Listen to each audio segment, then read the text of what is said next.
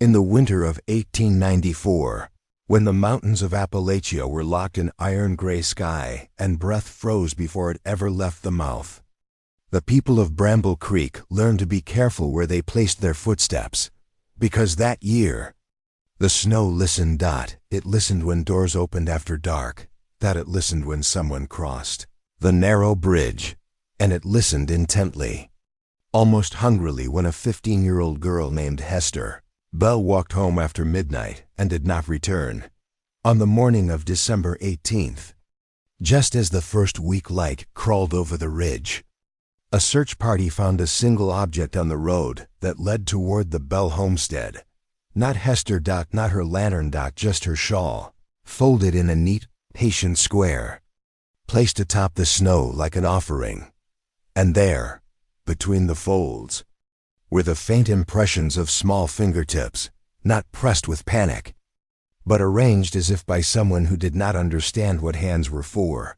The older residents of Bramble Creek knew immediately what this meant, because once every few decades, when the winter was cruel and the creek froze across its whole surface, something old walked the valley roads. Something that did not mind the cold, something that always came for a child. And this year, it came for Hester Bell. The town would spend the rest of the winter trying to keep the truth quiet. But the truth has a way of surviving. It lives in the hollows. It floats between the trees, and it settles into the memories of those who are willing to look backward. This is the account of that winter, the winter when a girl disappeared, and when her footsteps were heard hours, then days, after she should have been dead. This is the story of the girl who walked home after midnight, and of whatever walked with her. The valley that held Bramble Creek was shaped like a cradle carved from ironwood steep slopes. A cold sun and a horizon always a half hour late. Winters in the high ridges had a way of pressing down on a person's ribs, making every breath a decision rather than a reflex. But the people who lived there were stubborn, rooted like the hemlocks that grew along the ravines. In 1894, Bramble Creek held 73 residents. According to the old census ledger kept in the church office, 73 souls, most of them bound by work at the sawmill or the ore pit upstream. The town was a thin stripe of buildings. The Bell home at the north end, the Riggs home at the south, and between them the church, the mill, the general store, and 10 or so clapboard houses sagging under years of wet seasons. Everything smelled of sap, coal smoke, and cold iron. Weather as an enemy snow did not fall gently in Bramble Creek. It hurled itself sideways, stinging like thrown grit. Every board in every home swelled in the cold, making the doors groan like wounded things when opened. At night, the wind made a hollow sound under the eaves, something between a hymn and a warning, sound the old-timers called the long breath. It was the wind, they said. Others whispered otherwise. In the year of Hester's disappearance, the long breath started early in November and seemed to follow travelers along the road long after they had gone. Inside, Hester's father, Jonas Bell, was a sawyer at the mill, a quiet, deliberate man who carried grief the same way he carried lumber, straight-backed, but visibly heavy.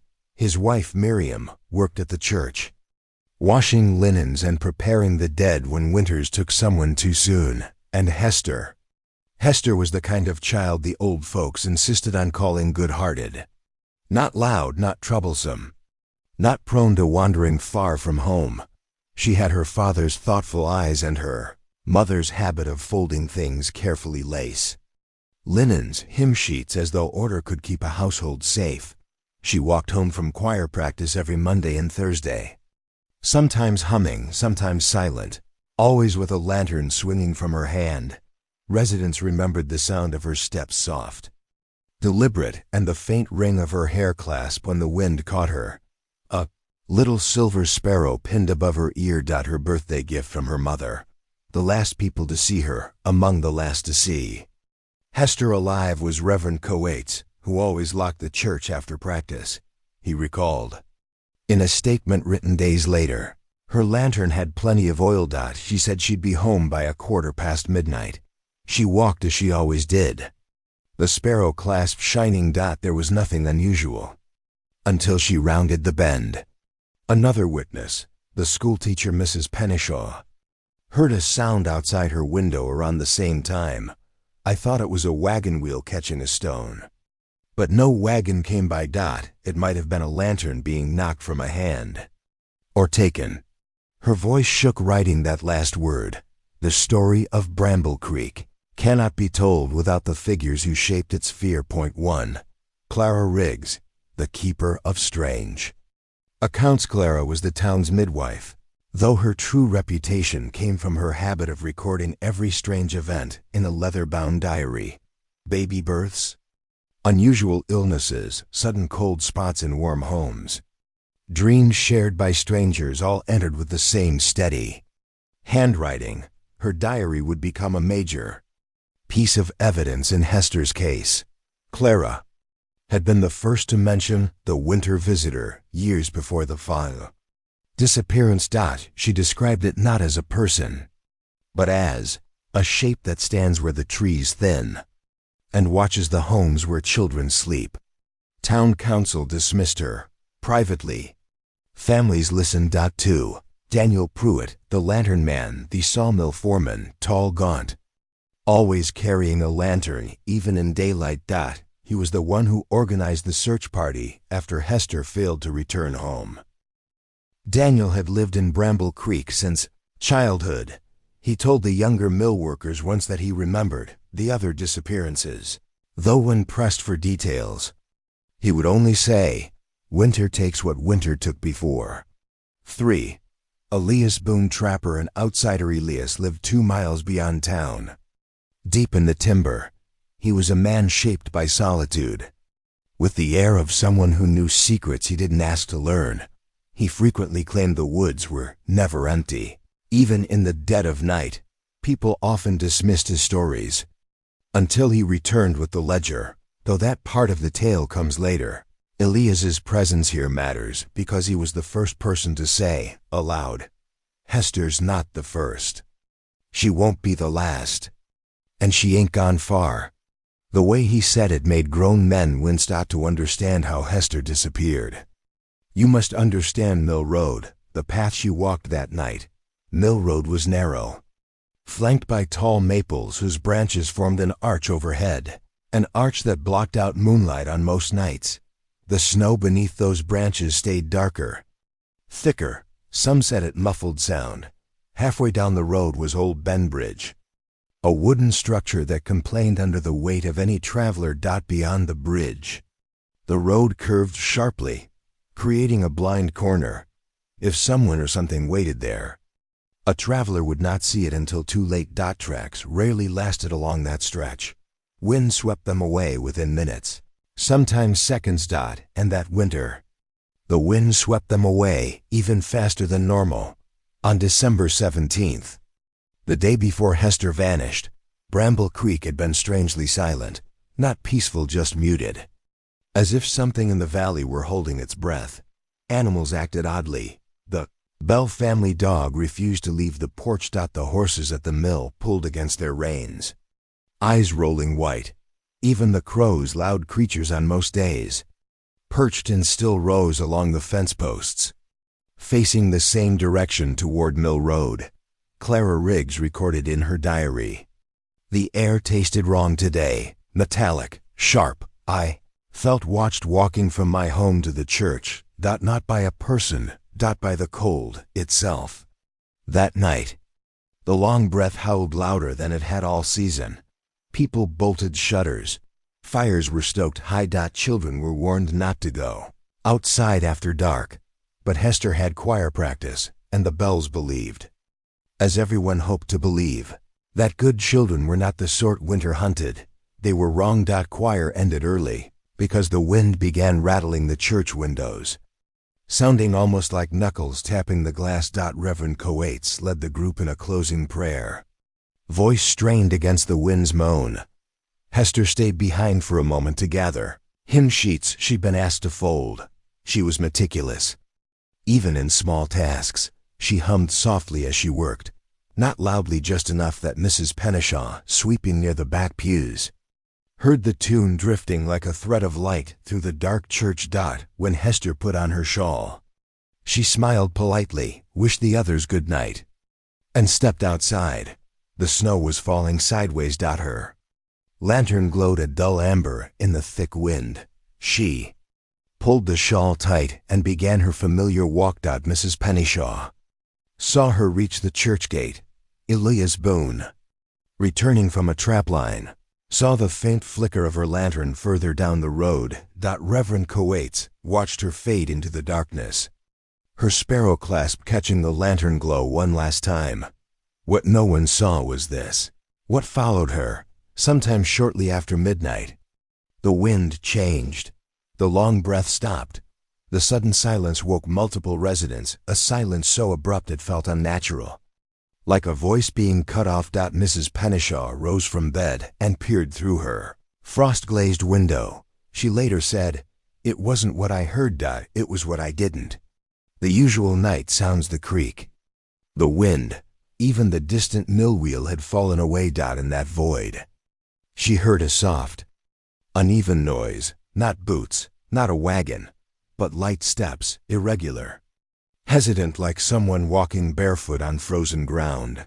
She told herself it was Hester, but something in the rhythm felt wrong. At dawn, Hester's mother noticed her bed unslept. She alerted Jonas. Jonas fetched Daniel Pruitt.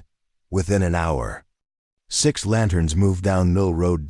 They reached the bend near the bridge. First, no footprints. Just smooth, untouched snow. 2 untouched. Daniel described it later. It was like the snow had been poured from a bucket and leveled with a board. Not a mark, nothing. Then one of the men spotted it, a shape, faintly outlined by drifting flakes. Hester's shawl, folded neatly, placed on the center of the road. No child folds her clothes in the dark, alone, in a snowstorm. And certainly not in a perfect square. Jonas picked it up with shaking hands. The inside fabric was warm, impossibly warm, as though it had just been held inside the fold. Small smudges, fingertips traced lightly in a circular pattern. Clara later measured them. They were too small to be Hester's and too narrow to be human. The search party fanned out, but within hours, flakes erased their own tracks.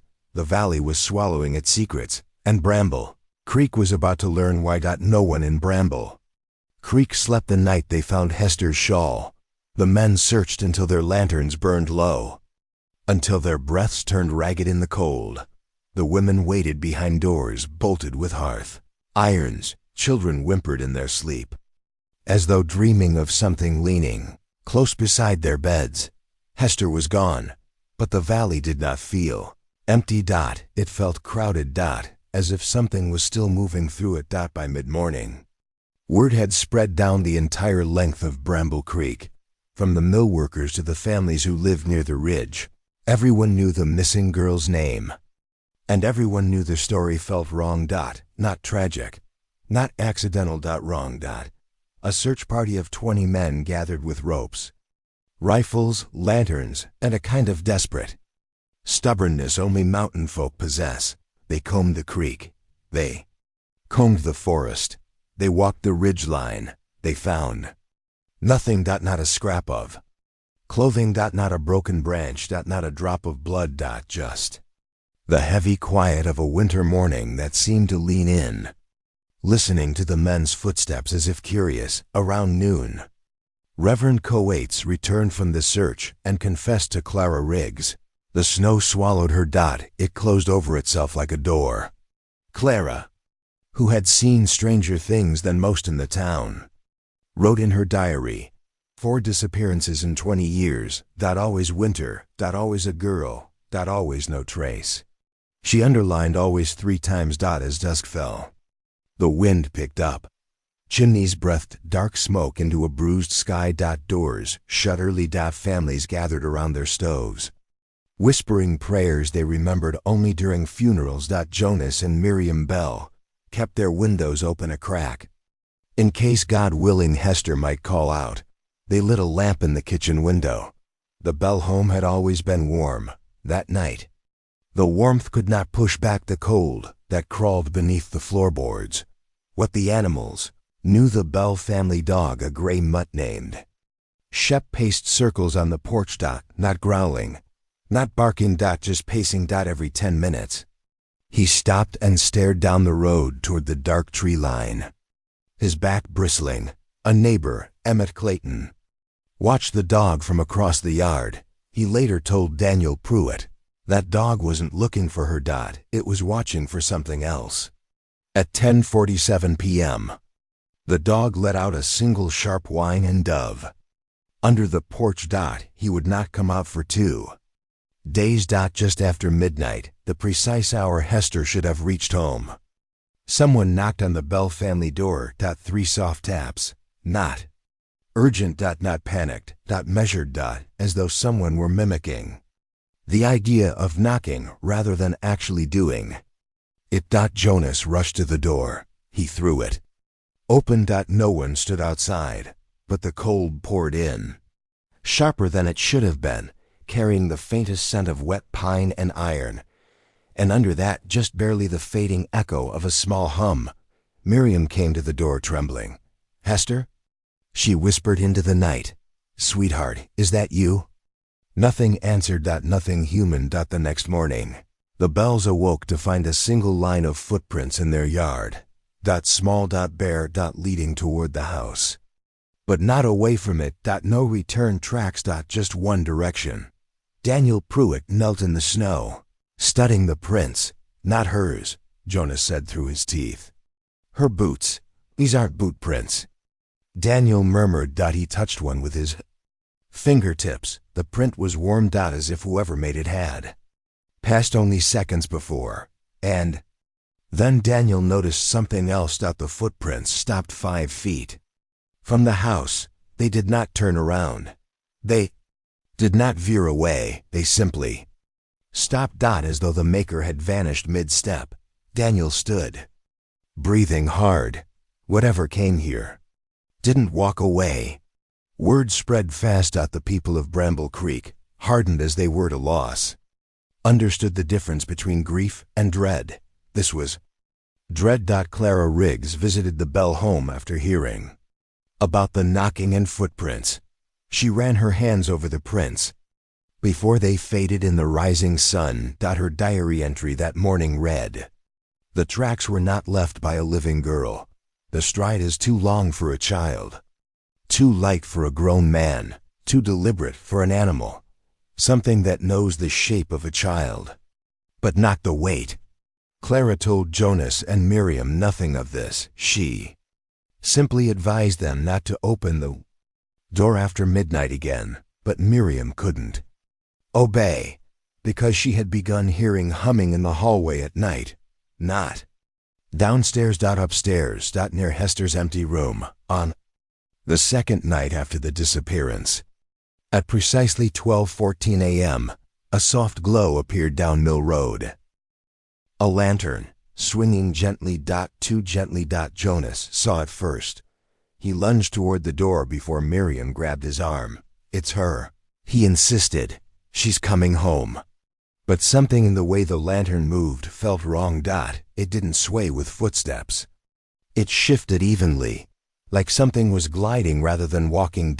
As it neared the house, the Bells could see that no one held it. The lantern floated at waist height, moving steadily toward their porch. Jonas backed away, breath stuttering. Miriam clutched her hands to her chest. The lantern reached the porch steps. Stopped. And lowered to the ground with unnatural care. The flame flickered once, as though exhaling, and died. Jonas did not go outside until daybreak. The lantern was Hester's, but its handle was wrapped in frost. From the inside. Clara took notes again. The lantern's metal was iced beneath the outer layer. As though something cold held it for hours before placing it down. Something cold. Something aware. Something trying or pretending to return what it had taken. The third night was worse. Children in 3 different houses woke screaming at the same hour. 3:02. A .m. All claimed to have heard whistling outside their windows. Soft. Slow. Two notes repeated over and over. A lullaby. One child said, "The Clayton." Twins described it as like someone trying to remember how breathing works. Daniel Pruitt checked the yards the next morning. This time, there were footprints, but not one set. Dozens. Tiny bare feet circling houses, weaving around fence posts, crowding near windows. As if many small figures had wandered through the night, tracing the edge of every home. Daniel returned pale, lantern trembling in his hands. Those prints weren't there the night before. They weren't there an hour before dawn. They appeared after the sun started rising. As if they disliked being seen. On the fourth night, a group of men agreed to sit watch at Old Bend Bridge, the last place Hester was known to walk. They brought rifles. Lanterns. Crosses carved from cedar. The wind shrieked over the bridge, making the old wood tremble. Around midnight, the shrieking stopped. Silence. Then faintly a low creaking sound. The sound of weight shifting on wooden planks. The sound of someone walking, or something. The men aimed their lanterns toward the far end of the bridge. Snow swirled. Fog gathered. The far end of the bridge was swallowed in a pale sheet of white. Then came humming. Girls humming. Hester's hymn. Soft. Sorrowful. Standing just beyond sight. When Daniel whispered, "Hester?" The humming stopped instantly. What answered was not her voice. A deeper hum. A second voice beneath the first. As though something stood behind the girl humming through her. The men stumbled back. One fired his rifle into the fog. The fog did not react. It simply drifted closer. The humming stopped altogether. Then something tapped on the bridge rail. Slow. Methodical. 3 taps. The same rhythm heard at the bell home. The men fled. And in the morning, the bridge was covered in frost except for a single line of bare footprints crossing it. Leading not away from the town, but toward it. On the fifth night, Clara Riggs made the mistake of looking out her window at exactly 12:31 a.m. She heard humming first. Soft, fragile, drifting through the cold. She moved her curtain just an inch, just enough to see. A small figure stood at the edge of her yard. Barefoot. Head tilted. A girl. The hair. The slight frame. It could have been Hester.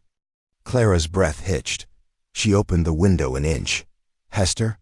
she whispered. The humming stopped. The figure turned. Clara's diary records. What she saw. The eyes were wrong. Too large. Too reflective, like polished stones. And the mouth. It moved as though practicing a smile rather than making one. The figure lifted one hand and pointed not at Clara, but at Clara's door. Then it whispered, "Cold, let me in." But the voice was not Hester's. It was layered. 2 tones at once. One childlike, one ancient. Clara slammed the shutters. The thing outside kept humming for another 3 minutes before fading into silence. By the end of the first week, Bramble Creek was unraveling. People stopped walking the roads after sunset. Lanterns were hung inside windows, the flames trembling with each cold gust. Children slept in their parents' rooms. The church bell, usually rung only on Sundays, was sounded every night at dusk, though no one admitted to pulling the rope. Mrs. Pennishaw found the silver sparrow hair clasp, the one Hester wore the night she vanished, lying on her porch. But she had seen Jonas lock that clasp inside Hester's keepsake box the day after the disappearance. It could not have been there. And yet it was. Clara Riggs picked it up. It was warm. Again. Older residents began whispering about an old tale, a tale many had tried to forget. About a figure that walked the roads once every 20 or 30 years. A figure that wore winter like a cloak, that borrowed voices, that learned shapes, that collected footsteps. They called it the Wintering One. Others called it the Lantern Taker. Still others, the oldest, called it by a name spoken only in low murmur, the Borrower. A being that came to the valley in the dead season, and always left with a child. Jonas Bell refused to believe it. Miriam Bell refused to speak of it. But Bramble Creek knew. The Borrower had returned, And this time, it wasn't leaving. Not yet. By the 9th day after Hester Bell vanished, Bramble Creek had become a town living under a shared breath. People spoke quietly, moved quietly, opened their doors slowly, expecting something to be standing just beyond them. But fear does not stop curiosity, and curiosity, especially in the mountains, is often the thing that keeps horror alive. It was Elias Boone, the trapper who lived 2 miles beyond town, who brought the first true piece of evidence, the first thing that suggested Hester had not simply been taken, but written into something older than Bramble Creek itself. Elias had not been seen for 2 days. This was unusual. He was a solitary man, but he always came to town every morning for kerosene, tobacco, and news. On the 9th day, he did not. By the 11th day, Daniel Pruitt organized a small group of men to check on him. Daniel himself, Reverend Coates, and Emmett Clayton. They walked the ridge road in a solemn line, boots crunching through refrozen snow. Midway through their trek, they found strange signs: a pine tree with its bark scraped off in 3 long strokes, a dead rabbit, perfectly intact but frozen so thoroughly its eyes were glazed white, and a thin piece of cloth snagged on a thorn, a familiar cloth, Hester's shawl cloth. Daniel pocketed it.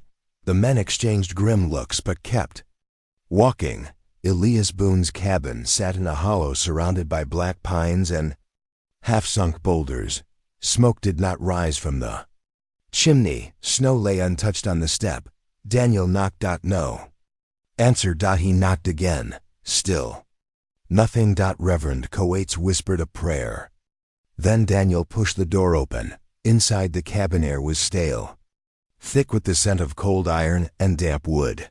A single candle sat burned low on the table. Elias's boots were beside the door. And on the floor, a scattering of footprints, overlapping, turning in circles, small as a child's but too narrow, too long. Emmett muffled a curse. Daniel raised his lantern. And then they saw the journal, thin leather-bound book lying open on the table, its pages warped by moisture. Elias's handwriting was frantic, slanted, uneven. Daniel began to read it aloud. December 19th, 1894. Even. Daniel began to read it aloud. Seen something down at the creek tonight. Thought it was a deer at first. Deer don't stand upright, and they don't. December 20th. Watches the bell place. It stands by the fence all through the night. It does not blink.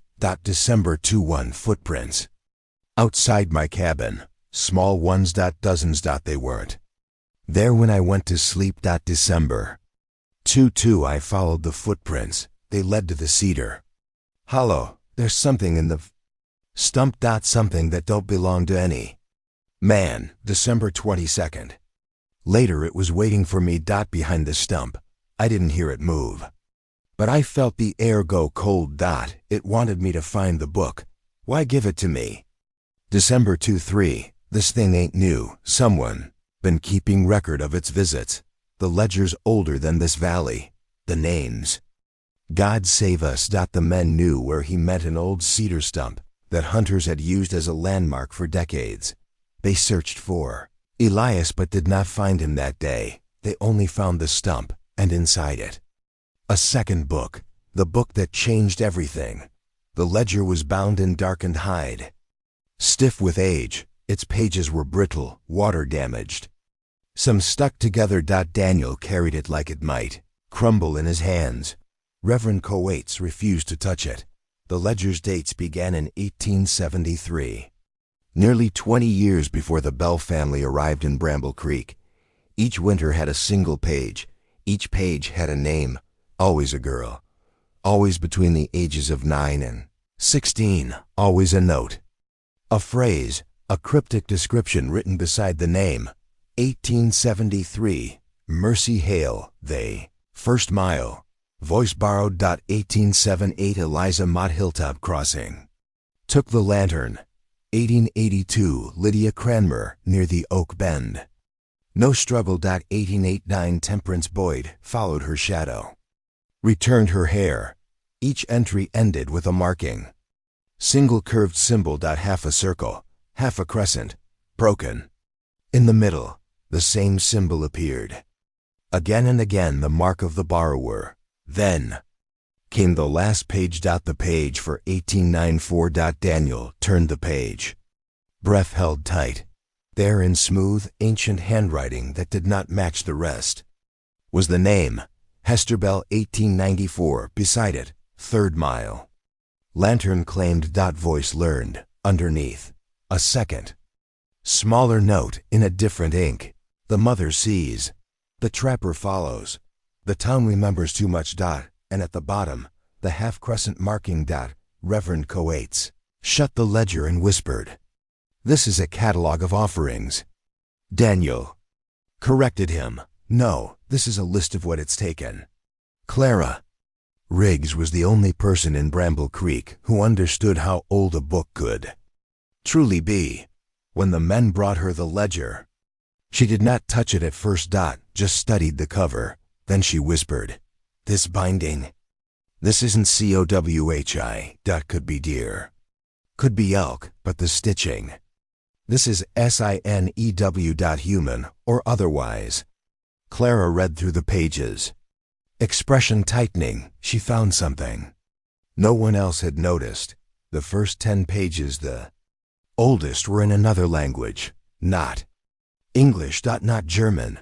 Not any language she could identify. Just looping characters and symbols that made her eyes hurt the longer she stared. She closed the book sharply. This is not a record of crimes. This is a tradition. A tradition of taking. A tradition older than Bramble Creek, older than the sawmill. Older than the church. And Hester Bell had become part of it. The ledger suggested a pattern. It came only in the coldest winters. It moved like a child, but carried no child's weight. It took objects, lanterns, hair clasps, shawls. It returned some of them changed. It learned voices. It did not kill out of malice, but ritual. Clara found a fragment in Elias's journal. It borrows a girl each winter, but it don't borrow her body. It borrows her steps, her breath, her voice. Daniel asked, "Then what happens to the girls?" Clara closed the journal. "Their bodies are somewhere else, but the part of them that walks." She didn't finish. She didn't have to. Everyone had heard footsteps at night. The 12th night began like the others. Cold, quiet, brittle as thin glass. But shortly after midnight, something changed. The humming that had haunted the Bell's windows for days deepened. It grew slower. Lower. Wrong. Jonas Bell crept down the stairs, shotgun in hand. Through the frost on the window, he saw a small figure standing at the edge of the yard. A girl. Hester's shape, Hester's posture.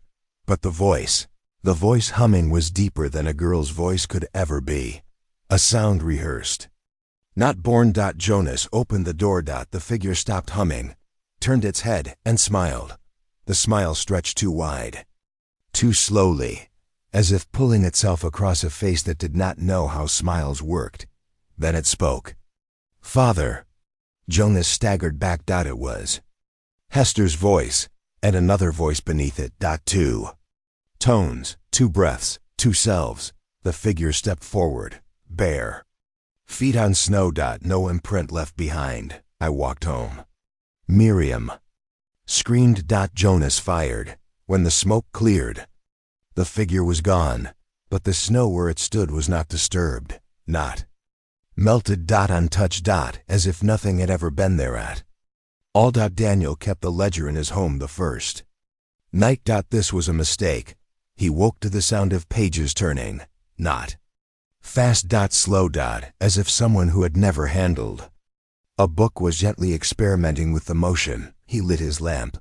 The ledger lay open on his table, on the page for 1894, and beneath Hester's name, a new line had been added in ink still wet. The father saw, the mother screamed. It. Listens. Daniel slammed the ledger.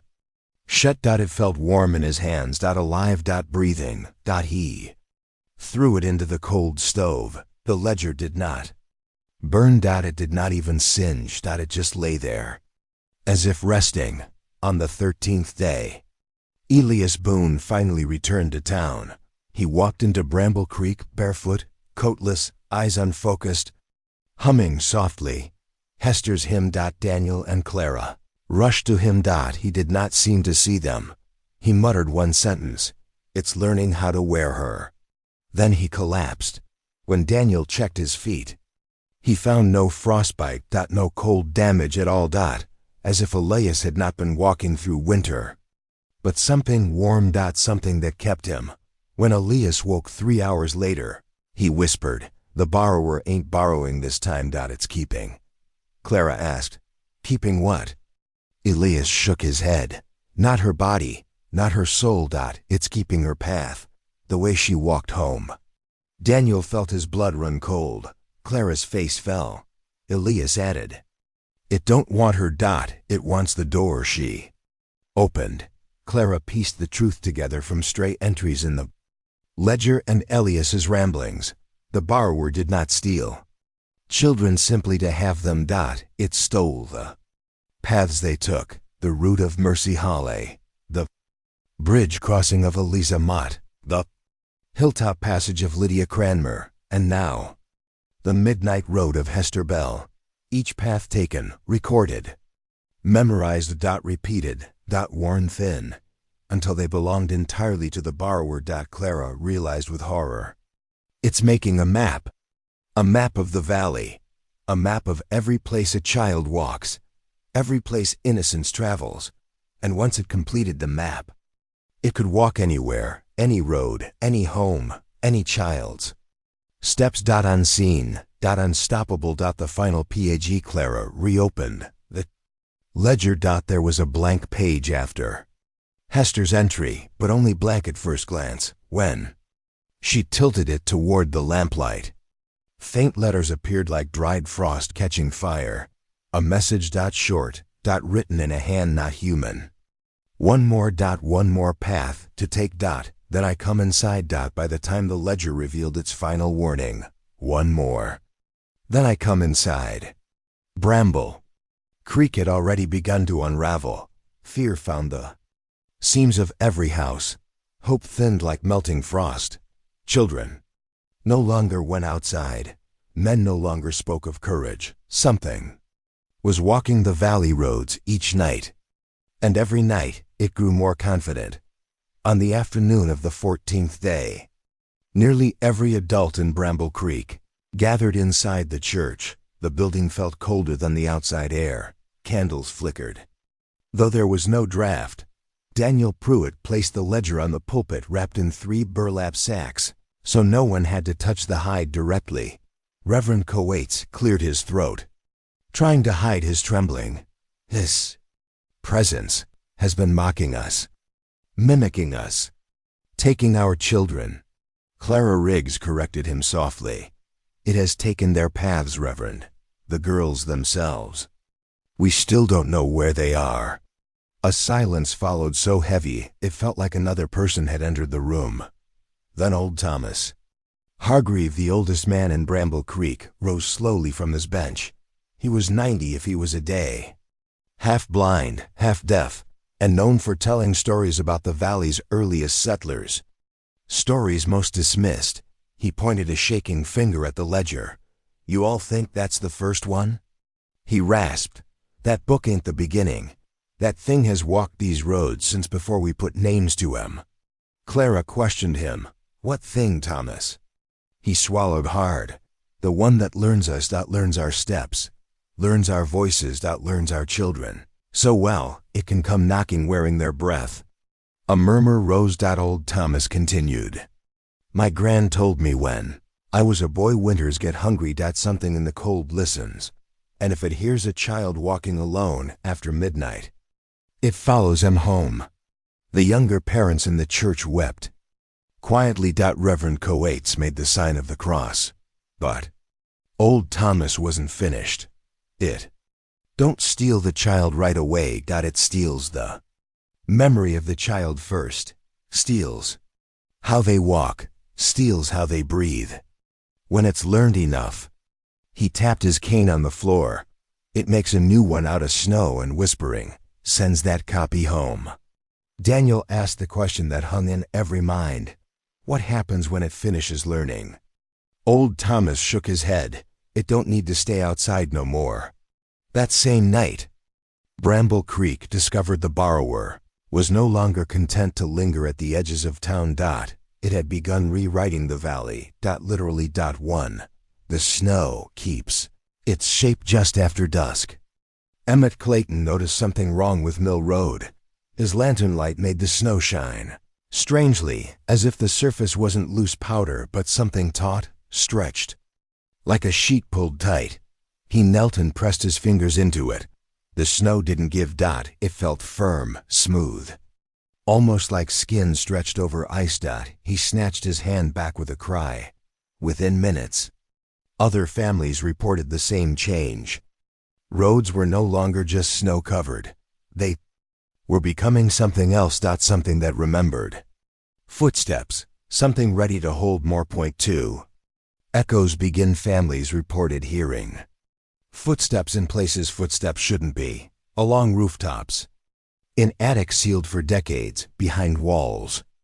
Under floorboards pacing slowly back and forth. First people believed rats were responsible. Then they heard humming. Soft. Hester single quotes S him. Coming from the crawl spaces. From chimneys. From drain pipes. Children covered their ears and cried. Adults wept without shame. Jonas Bell smashed open his floorboards that night, shouting his daughter's name into the cold emptiness. No one answered, but something tapped back. 3 slow taps. 3. The sparrows died just before midnight. Dead sparrows began falling from the sky. Not dozens. Hundreds. Their bodies littered the rooftops, the churchyard, the frozen creek. Each bird had the same injury. Their eyes were clouded white, as though frost had bloomed inside the skull. Clara examined one. Its tiny throat was stretched oddly, as though the bird had tried and failed to mimic a human sound. She whispered, "It's practicing voice." Daniel shuddered. On the 15th night, a group of brave, desperate men gathered to patrol the town. Daniel Pruitt, Elias Boone, still pale and hollow from his ordeal, Emmett Clayton. And 3 others. They carried lanterns, rifles, crosses, and stakes carved from black locust. Elias warned them, "It don't fear steel. It don't fear fire. It only fears being seen before it's finished learning." They took positions at each road entering town. Daniel by the bridge, Emmett by the mill, Elias near the church. The others scattered. Daniel's account around 1:40 a.m. Daniel heard footsteps. Light. Delicate. 2. Slow for running. 2 steady for fear. Hester's footsteps. They approached the bridge. Daniel raised his lantern. Fog parted. A small figure walked toward him. Bare feet, white nightdress, hair loose and darkened with frost. "Hester?" he whispered. The figure stopped, tilted its head. The skin of the face seemed too smooth. Too pale, too clean, like new snow-shaped into the vague suggestion of cheeks and lips. The thing smiled. And in Hester's voice, "Father couldn't see, but you can." Daniel stumbled back. The smile widened and cracked, literally cracked. A thin fracture split the cheek, revealing darkness beneath. Not bone. Darkness. The thing took one more step. Its neck jerked sideways, as if adjusting to a shape that hadn't mastered. Then uttered, "Let me learn you too." Daniel fired. The bullet went through the figure. The figure staggered, not from pain, but from the unfamiliar motion of losing balance. Then it turned. Its spine shifted like wet rope, and it melted backward into the fog. Not fell. Melted. Emmett Clayton never bragged. He never drank. He never lied. So When he told Daniel what he saw that same night, the men believed him. He said he found a girl standing outside the mill. Not Hester, a smaller girl, barely 9, but the girl's mouth was stretched too wide, her jaw trembling as though trying to copy a smile she had seen only once. Emmett approached slowly, whispering prayers. The girl opened her mouth further. Too far, more than any living child could, and inside her mouth was not a throat, but snow, packed tight. Cold. Breathing. She whispered, "Wrong, wrong, wrong." Then she collapsed. Her form broke apart like crushed frost, reforming into nothing but loose snow blowing across the ground. Emmett ran until his lungs burned. Elias Boone saw Hester, not a shape, not an imitation. Her standing in the church doorway, staring at the altar with empty eyes. He approached slowly. "Hester," he said gently, "can you hear me?" She turned. Her face was expressionless. Cold. Not hostile, but hollow. Elias felt his knees weaken. Her lips parted, and she spoke. "It knows my way home. Where are you, child?" He begged. "Where's your real body?" She blinked slowly. "Somewhere warm." "Is the borrower keeping you?" A pause. "Then it keeps everything." Her skin flickered like lamplight, shifting across ice. Elias reached out. "Let me help you." Hester's form leaned close, her breath visible in the cold. But when Elias looked into her eyes, they were not eyes, they were twin mirrors, reflecting him only, nothing deeper. Then she whispered, "You can't help me. I've already learned your voice." A deeper tone joined hers, a second voice. Elias staggered back, and the figure melted into the church shadows, vanishing without a trace. By dawn, everyone knew, the borrower no longer needed to hide in the forest. It walked openly, along the roads. Between houses, through the alleys. Across rooftops. It wore the shapes of the missing girls, but poorly, like a puppet still learning how to move the strings. And it was searching. Searching for one more child to complete its map. Searching for the last path. On the morning of the 16th day, Clara Riggs discovered something horrifying. The ledger had moved. She had stored it in a locked chest the night before. In the morning, it lay on her kitchen table, open to the blank page after Hester's entry. Only now, it was no longer blank. A name had appeared. A name written in thin frost. Mary Clayton, 1894. Last path. Last breath. After that, I enter. Mary Clayton was Emmett's daughter. She was 7 years old. She slept with a stuffed sparrow, and still could not tie her boots without help. Her path, the one she walked each morning from her house to the schoolhouse, was apparently the final piece the borrower needed to complete its map. Clara rushed out of her home screaming for Emmett. Emmett, already pale and exhausted, grabbed his rifle and sprinted toward his house. But he was too late. The door to the Clayton home stood wide open, snow blue inward, and Mary Clayton was gone. Her boots still sat by the hearth. Her footprints led out the door, but were followed by dozens of smaller ones. Circling, merging, overlapping. As if many small figures had guided her away. The map was nearly complete. At sundown that night, Bramble Creek learned what the borrower had been trying to build. Every road, Mill Road, Orchard Lane, Ridge Path, began to change. Snow shifted of its own accord. Footprints moved, step by step, rearranging themselves like living things. The roads began rerouting, bending, curving, crossing one another, creating a maze, a map, designed not for people, but for something else to walk easily inside the town. Clara whispered, "It no longer needs to follow the children. It is making the children follow it." Daniel Pruitt looked out at the shifting snow and murmured, "God help us. The roads are waking up." That night, the bell home heard knocking again, 3 taps, then a pause, then a faint trembling voice. "Mama?" Jonas opened the door before Miriam could stop him. Hester stood on the steps again, but something in her posture was different. She looked aware. Just for a moment, she reached into her nightdress and pulled out a small object, her silver sparrow clasp. She placed it in Miriam's hands.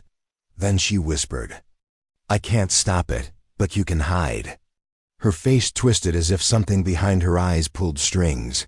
Too tight. Her voice broke. Two tones fighting for the same throat. "It's almost done learning. Run." Her body convulsed once, and she collapsed into powder snow, scattering across the porch, leaving only cold silence. The ledger turned its own page that night. Clara found it open on her table again. The newest entry read, "One more mile, one more voice." Then the door opens, and beneath it, a crude drawing. The map. A map made of the footsteps of every taken girl, leading straight into the center of Bramble Creek, straight toward the homes, straight toward the beds of every sleeping child. Straight toward the doors. By the 17th night, Bramble Creek no longer slept. Lanterns burned through every window. Doors were nailed shut with boards and iron spikes. Parents sat awake, with rifles across their knees, listening for humming in the wind. But the borrower had nearly finished its work, and a creature that has almost finished learning is the most dangerous thing alive. Clara Riggs called an emergency meeting inside her home, the only house the borrower had not yet approached. Jonas and Miriam Bell arrived first, clinging to each other like the cold might peel them apart. Then Daniel Pruitt, Emmett Clayton, shaking with grief for Mary, Elias Boone, pale as bone, leaning on the doorframe. Clara spread the ledger open on her table. The map inside had grown. Winding lines of footprints, once scattered, now converged into a circular pattern at the center of town. A single word was scrawled beneath it. Daniel ran a hand through his hair. "It wants inside our homes." Clara nodded. "It wants to stop wandering. It wants to live here. Among us. Behind our doors. In our children's beds." Jonas slammed his fist on the table. "Then why not kill it? We have guns. We have fire." Elias cut him off quietly. "You can't kill a memory, Jonas. And that's all this thing is, a memory with shape." Clara whispered. "And once it finishes learning the last child's path, it will have the shape of all of us." Mary Clayton, taken the night before, was the last child the borrower needed. Clara believed Mary was still alive. Somewhere. Not walking, not wandering, but suspended, placed where she could not interfere with the borrower's work. Clara's theory chilled the room. It doesn't kill the children. It empties them. Holds them somewhere, waiting until it no longer needs them. Miriam Bell trembled. "Can we get them back?" Clara looked down. "I don't know." Daniel stood. "Then we go to the roads. We stop it before it finishes." Emmett Clayton rose too. "I'll die before I let it keep Mary." "But..." Elias Boone shook his head. "You won't find it by looking for its shape. It don't walk like a man. It walks where breath is the weakest." He pointed to the ledgers. "Map, right there, middle of town. That's where it'll enter." Clara took a breath. "We need to gather everyone in the winter. Church. Tonight. Before midnight." Jonas frowned. "Why the church?" Clara's voice was barely a whisper. "It is the only building with no paths leading into it." The map in the ledger confirmed this. The borrower had traced every road, every shortcut, every trail the children took. "Except the church," Elias muttered. "It don't know how to walk holy ground." At dusk, Clara, Daniel, Elias, and Jonas went door to door. Families were told to bundle their children and follow quickly, quietly, without looking behind them. Some resisted, too scared to leave their homes. Others obeyed immediately, clutching their children as if the cold itself might steal them. By 11:20 p.m., Nearly the entire population of Bramble Creek, 68 people, had gathered in the church. The doors were barred, the windows shuttered. Candles lit the pews with trembling light. Reverend Coate stood before his congregation, his hands shaking visibly. Bible clutched to his chest. He said, "No sermon, no prayer, only, do not answer if something knocks." At 11:58 p.m., the temperature inside the church dropped. Sharply, candles flickered. Some guttered out. Children whimpered. Parents hushed them with shaking hands. Then the humming began. Soft, tentative. Hester single quotes S. Melody, come morning light. Except it wasn't one voice. It was hundreds. Every missing girl's hum braided together in an eerie, fragile chorus. The borrower was not alone. It had brought all the stolen paths with it. And the Clayton dropped to his knees, sobbing, "Mary, my Mary." Daniel held him upright. Jonas Bell pressed his forehead to the pew, tears spilling. "That's her voice. That's my Hester's voice." Clara whispered, "It's not them. It's learning them." At 12:04 a.m., footsteps approached. Slow. Measured. Feet dragging faintly through snow, but not one pair. Many. Dozens. A crowd of small bare feet circling the church. Children clung to their mothers. Men raised rifles they knew would not help. The footsteps circled again and again, until the boards underfoot trembled. Then silence. 3 taps on the church door. Soft. Rhythmic. As though someone practicing knocking, not performing it. Everyone froze. Reverend Coates whispered, "Do not answer. No matter what you hear." But the knocking came again. 3 taps. Then a small voice. "Mama? It's cold. Please open." A mother cried out, but Daniel covered her mouth. Another voice spoke. "Papa? The dark hurts. Let me in." Someone else sobbed. Another voice. "I walked home. I used the road, please." Finally, a voice every person in that church recognized. "Let me come inside." Hester Bell's voice, but layered beneath it. Another voice. Ancient. Dry. Cold. The true voice of the borrower. At 12:17 a.m., the church door began to swell inward. Boards moaned. Hinges strained. It wasn't brute force. It was learning how to enter, copying the motion of a door opening from the inside. Clara ran to the door, pressing her back against it. "Help me." Daniel and Jonas rushed to reinforce it. The wood groaned louder. Something outside inhaled deeply, a long, slow breath, cold enough the door frosted instantly. The borrower whispered, "I know the way now." Then something worse. Footsteps. Onto the floor. The thing was walking inside the foundation of the church itself, testing the wood with soft presses, learning how to stand beneath people. Clara shouted for everyone to move to the center of the building. Parents lifted their children, clutching them tight. The footsteps grew louder. Closer. Climbing. Toward the center. At 12:23 a.m., the floorboards bulged upward. A mound rose like something beneath, the snow pushing from below. Then the wood split. A pale shape rose from the darkness. Not a girl, not a man, not flesh. A form made of packed snow and shadow. Limbs too long, head cocked the wrong way. Eyes reflecting every candle at once. As it climbed through the floor, it changed shape rapidly, cycling through the stolen forms. Mercy Holly. Eliza Mott. Lydia Cranmer. Temperance. Boyd. Each face flickered for 2 seconds before dissolving into the next. Finally, it settled on Hester Bell, her perfect replica.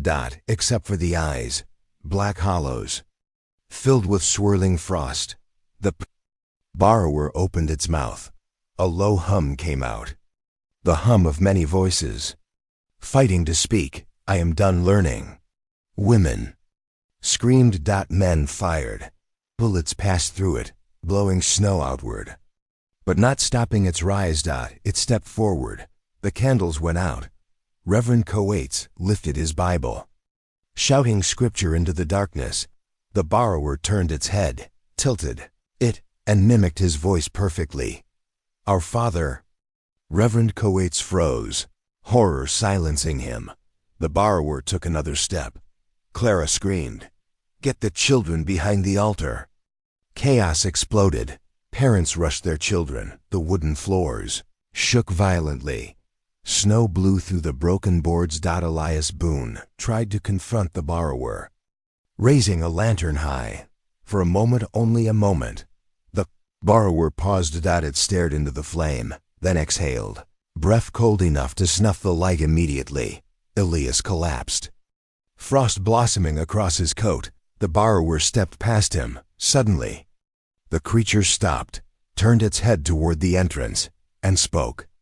One more. Then the church door swung open on its own. Snow poured inward. Footsteps approached. Small. Bare. A child's feet. Then Mary Clayton stepped inside. Her eyes were close. Her arms limp at her sides. She walked as if pulled by invisible strings. Emmett Clayton screamed her name, breaking from the crowd. Mary stopped, opened her eyes, but they were white, empty, reflective, as ice. She whispered, "I learned the last path." Behind her, the borrower shuddered. Its form rippled, expanding, growing clearer. More defined. More human. More ready. The map was complete. The borrower had learned every child's path, every road, every shortcut, every way home. The door was open now. Everything after that happened in a blur of screams and frost. The creature raised its arms. The church walls moaned outward, bending as though they might collapse or inhale. Cold, thick snow poured in, swirling unnaturally, climbing the pews like living fingers. Families clutched each other. Jonas and Miriam held each other close, whispering Hester's name as the cold overtook them. Daniel fired until the rifle jammed. Reverend Coates fell to his knees, Bible frozen to his hands. Clara reached for the ledger, now blowing open on the floor, and saw the newest line appear in real time. Then everything went white. What are remains when the sun rose? Bramble Creek was silent. No footprints left the church. No voices called out. The roads were smooth and untouched. The only movement was the slow, patient drifting of snow. Inside the church, 3 candles still flickered, but the pews were empty. No bodies. No coats. No boots. Nothing. Just frost lining the walls in the walls. Shapes of human silhouettes, as though the townspeople had simply evaporated into cold air. The ledger lay open on the floor, pages fluttering in the draft. The last entry read, "The map is finished. The doors are open. I walk among them now." Beneath it, the half-crescent mark had been completed into a full circle, a full moon, a full opening. And on the final page, written faintly in a child's uneven hand, one last sentence: "I walked home after midnight.